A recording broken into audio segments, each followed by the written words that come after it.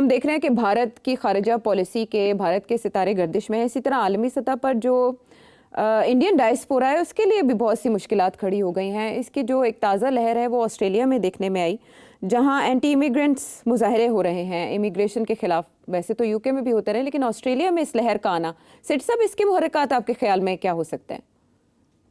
دیکھیے، آپ نے کہا کہ اینٹی امیگریشن مظاہرے ہو رہے ہیں۔ ایکچولی آسٹریلیا کے اندر بات آپ نے بالکل صحیح کی، مگر جو فوکس ہے وہاں وہ انڈیا کے اوپر ہے، انڈین امیگرنٹس کے اوپر ہے۔ اس کی وجہ یہ ہے کہ سب سے زیادہ بڑا گروپ امیگریشن کا جو پچھلے 4-5 سال میں وہ انڈینز، 2-3 لاکھ انڈینز وہاں آسٹریلیا پہنچے۔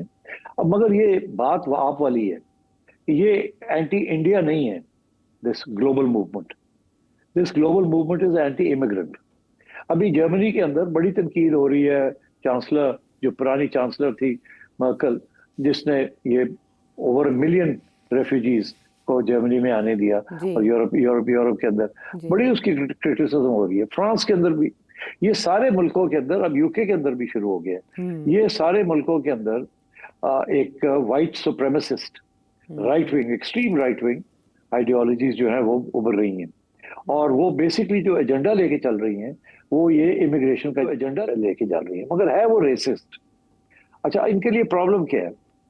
اب پرابلم یہ ہے کہ اگر یہ اینٹی امیگرنٹ موومنٹ آگے بڑھتا ہے تو، اور گورنمنٹس کے اوپر پریشر پڑتا ہے کہ امیگریشن بند کی جائے یا کم کی جائے، تو ان سب ملکوں کے اندر ایک پرابلم بن جاتی ہے۔ پرابلم یہی ہے کہ انہوں نے آنے کیوں دیے پہلے؟ کیا اتنے ان کے بڑے دل تھے کہ جی آن دیو جو آنا چاہے آ جائے؟ نہیں، ایسی بات نہیں تھی۔ کیا یہ ہیومن رائٹس ریفیوجیز آ رہے تھے تو ان کو سپورٹ کرنا تھا؟ یہ نہ سمجھیے آپ کہ بہت یہ انہوں نے ہیومن رائٹس کے بیسس کے اوپر امیگریشن کھولی تھی، نو، ان کو امیگرنٹس کی ضرورت تھی۔ یہ سارے ملکوں کے اندر پاپولیشن گروتھ زیرو ہو چکی ہے، اور ان کی پاپولیشن جو ہے وہ ایج بڑھتی جا رہی ہے۔ یہ لوگ اپنے پروڈیوس نہیں کر رہے نئی جنریشنز اپنے ریس کی، ان کے جو لوگ ہیں وہ بوڑھے ہوتے جا رہے ہیں۔ اچھا، جب وہ بوڑھے ہوتے جا رہے ہیں تو وہ کام کم کر رہے ہیں، اور ان کو اب کیونکہ افلوئنس اتنی تھی ان میں، یہ اب کام بھی اتنا نہیں کرنا چاہتے، اور وہ جو سارے مینیل کامز ہیں، جو لو گریڈ کامز ہیں، وہ یہ کرنا نہیں چاہتے، اور ان کے پاس لیبر فورس نہیں ہے اپنی۔ تو اس لیے اب کسی نے جھاڑو دینا ہے، کسی نے ٹوائلٹ صاف کرنا ہے، کسی نے گھر صاف کرنا ہے، سڑکیں صاف کرنی ہے، یہ کام کرنے ہیں، وہ ان کے پاس اپنے لوگ ہی نہیں ہیں کرنے کے لیے، یا وہ کرنا نہیں چاہتے۔ وہ کہتے ہیں کہ یار ہم یہ نہیں کریں گے، ہم بیٹھ جائیں گے، ہمیں ڈول مل جائے گا۔ ڈول سے مراد یہ کہ آج جو ان امپلائڈ ہیں ان کے لیے اسٹیٹ جو ہے، یہ ویلفیئر اسٹیٹس ہیں، ان کو پیسے دے دیتی ہے، روٹی پانی دے دیتی ہے، گھر دے دیتی ہے، تو وہ کہتے ہیں ہم یہ کام نہیں کریں گے۔ تو یہ کام کسی نے تو کرنے ہیں نا، تو اس لیے امیگرنٹس جو آتے ہیں وہ ٹیک لو ویجز، اور وہ سارے کام کرنے کے لیے تیار ہوتے ہیں۔ تو آئی تھنک ایک طرف ان کی اکنامک نیڈ تھی، یہ سارا کچھ، دوسری طرف یہ تھا کہ ظاہر ہے جب یہ امیگرنٹس آئیں گے تو ظاہر ہے پھر وہ ریسسٹ جو ہیں وہ تو موقع ڈھونڈیں گے نا۔ اب وہ ریسسٹ جو ہیں وہ یہ کہہ رہے ہیں کہ امیگرنٹس نے ہمارے جابز لے لیے، ہمارے جابز لے رہے ہیں۔ ایکچولی یہ جابز جو ہیں وہ لے رہے ہیں بیکاز یہ گورے جو ہیں یہ اب وہ جابز کرنا نہیں چاہتے۔ یہ نہیں کہ انہوں نے لے لیے، ان کو دیے ہیں کہ یار آپ کرو یہ کام، بس ڈرائیور آپ بنو، ٹیکسی ڈرائیور آپ بنو، جینیٹر آپ بنو، ہاؤس کلینر آپ بنو۔ ڈاکٹرز ان کے پاس نہیں ہیں، نرسز ان کے پاس نہیں ہیں، تو یہ اب گھر بیٹھنا چاہتے ہیں۔ وہ کہتے ہیں سانو جو بس دیو، بس کافی ہے، ان سے کام کراؤ۔ تو اب بات یہ ہے کہ اور یہ اکانومیز جو ہیں دے بیکمنگ ڈیپینڈنٹ آن امیگرنٹس، اور امیگرنٹس اس لیے بیکاز وہ لو ویجز پہ کام کرنے کے لیے تیار ہوتے ہیں۔ ٹھیک، تو آئی تھنک ان کے لیے یہ اسی لیے مین اسٹریم ساری گورنمنٹس جو ہیں اس وقت یورپ کے اندر وہ اینٹی امیگرنٹس نہیں ہیں، وہ صرف انلیگل امیگرنٹس کے خلاف ہیں، کہ کنٹرول کر کے رکھنا چاہتے ہیں۔ یہ نہیں کہ زیادہ ہو جائے اور مسئلہ نہ بن جائے، یہ نہیں کہ وہ اینٹی امیگرنٹس ہیں، مگر یہ جو رائٹ ونگ پارٹیز ہیں یہ جذباتی اور ایموشنل ایشوز کو کریٹ کر رہے ہیں۔ یہ دس از وائی انڈیا کے یہ جو آسٹریلیا ہے، بیکاز وہ لارجسٹ کمیونٹی جو ہے وہ انڈینز ہے وہاں، تو ان کو فوکس کیا جا رہا ہے۔ اسی طریقے کے ساتھ یو کے اندر پاکستانی کے اوپر آ رہا ہے، جرمنی کے اندر ٹرکس کے اوپر آ رہا ہے، فرانس کے اندر اگین ٹرکس کے اوپر، اور عربs کے اوپر آ رہا ہے. تو اس قسم کی چیز سچویشن ہے یہ. But that is the root cause of this. It is not an entity India movement.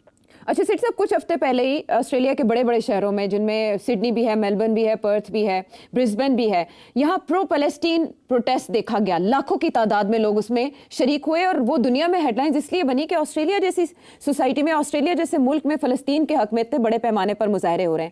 جس کے بعد جو اینالسٹ ہیں وہ یہ بھی سمجھتے ہیں کہ وہاں جو فار رائٹ ہے وہاں کا، وہ مسترب ہو گیا کہ یہ ہمارے ملک میں کیا ہو رہا ہے. جس کے بعد یہ جو پروٹیسٹ ہیں یا وہاں پر جو اینٹی امیگرینٹ کیمپین ہے وہ شروع ہو گئی.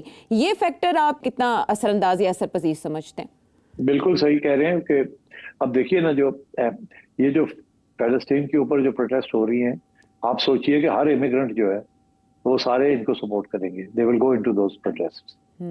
تو یہ تو بہت پوائنٹ بن گیا نا کہ اگر 1,00,000 کی پروٹیسٹ ہے تو اس کے اندر 30-40 ہزار تو 20-30 ہزار تو امیگرینٹس ہوں گے. تو دیٹ پوائنٹ از ویلڈ. مگر دوسرا پوائنٹ بھی ویلڈ ہے. یہ جو ریسسٹ جو پروٹیسٹ کر رہے ہیں، یہ 5,000 6,000 10,000 اس سے زیادہ نہیں ہے ان کی کنسٹیٹوئنسی. مگر شور زیادہ ہے، جھنڈے لے کے پھر رہے ہیں، توڑ بوڑ کرتے ہیں. میڈیا کو فوکس کرنا پڑتا ہے، بٹ اس سے زیادہ نہیں ہے. ٹھیک ہے، لیکن یو کے میں صورتحال پریشان کن ہو گئی تھی جب اس نوعیت کے مظاہروں کے بعد تشدد بھی شروع ہوا تھا، جس کے بعد لیبر گورنمنٹ کو کچھ ایسے پڑے، فوری عدالتیں لگانی پڑی، جس کے بعد اس نوعیت کے پرتشدد مظاہروں یا سینٹیمنٹ کا کسی حد تک گھیراؤ یا خاتمہ ممکن ہوا یا کنٹرول کرنا ممکن ہوا. لیکن چنگاریاں یہ سوسائٹی میں دبی ہوئی موجود ضرور ہیں، جس کا ڈسپلے اکثر و بیشتر ہمیں دکھائی دیتا رہتا ہے. پروگرام میں واپس آتے ہیں بریک کے بعد.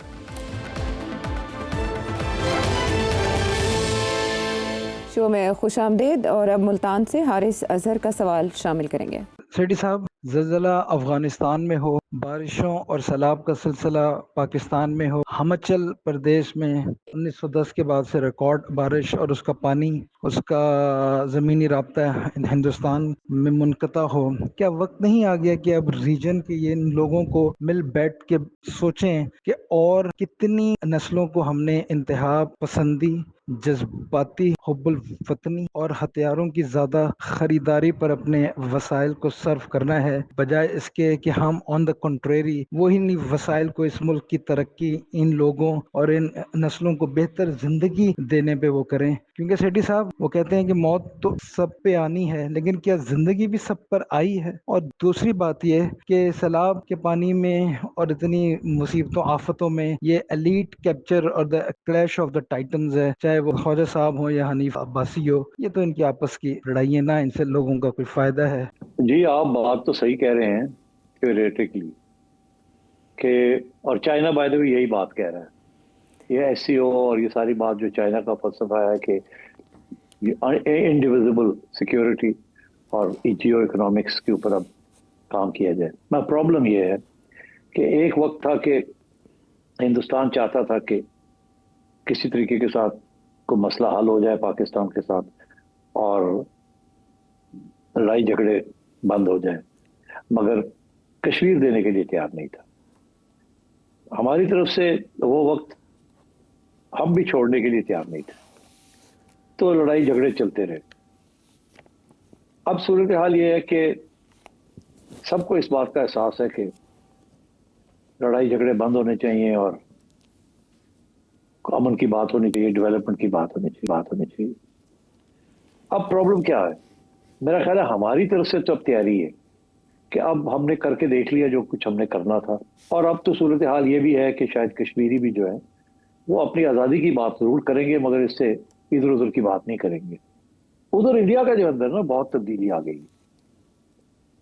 نریندر مودی اور بی جے پی کا جو ایجنڈا ہے وہ تو ہے ہی اینٹی مسلم اور اینٹی پاکستان. وہ پاپولیرٹی ان کی اسی کے اوپر بیسڈ ہے. یہ پہلی دفعہ ایسے ہوا ہے، پہلے کبھی ایسے نہیں تھا کانگریس کے زمانے میں. اور پہلی بی جے پی بھی جب واجپئی صاحب تھے، وہ بی جے پی جو آر ایس ایس کے کنٹرول میں نہیں تھی، وہ تو پھر بھی آپ سے بات کرنے کے لیے تیار تھے اور مسئلہ حل کرنے کے لیے تیار تھے. اور شاید وہ اپرچونٹی مس ہوگی. اگر وہ اپرچونٹی نہ مس ہوتی تو آج کے حالات بالکل فرق ہوتے، اچھے حالات ہوتے، اور آپ جو بات کر رہے ہیں سب کی توجہ اسی کی طرف ہوتی. مگر ہوا یہ کہ بی جے پی میں تبدیلی آئی، آر ایس ایس کا انفلوئنس آ گیا، نریندر مودی آ گیا، اور اس نے جو ہندوتوا کا جو ایجنڈا لے کے آیا ہے وہ بالکل پاکستان کو تسلیم کرنے کے لیے تیار نہیں ہے. یہاں تک چھوڑے تسلیم کیا, وہ تو اس کو استعمال کرتا ہے ووٹ لینے کے لیے. تو اس لیے اب اس کا امکان بہت کم ہے. اب جتنا پاکستان اور چائنا اور امریکہ بھی کوشش کریں کہ کسی طریقے کے ساتھ انڈیا پاکستان کے درمیان امن ہو جائے اور کشمیر کا کوئی ایسا حل نکال لیا جائے جس سے دونوں مطمئن ہو جائیں کہ چلے کچھ نہ کچھ تو ہوا, وہ اب مجھے نظر نہیں آ رہا.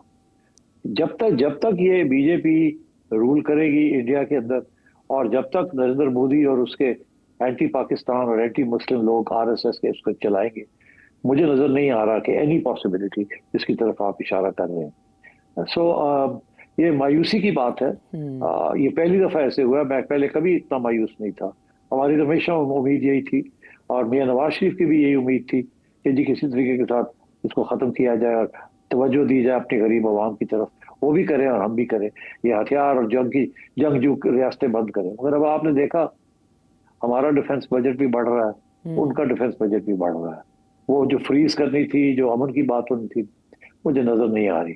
انڈیا تو کہتا ہے ہم نے شندور بند ہی نہیں کیا, کسی وقت ہم پھر کچھ نہ کچھ کر سکتے ہیں. اور اب آپ تو پوری تیاری کرنی پڑے گی آپ کو.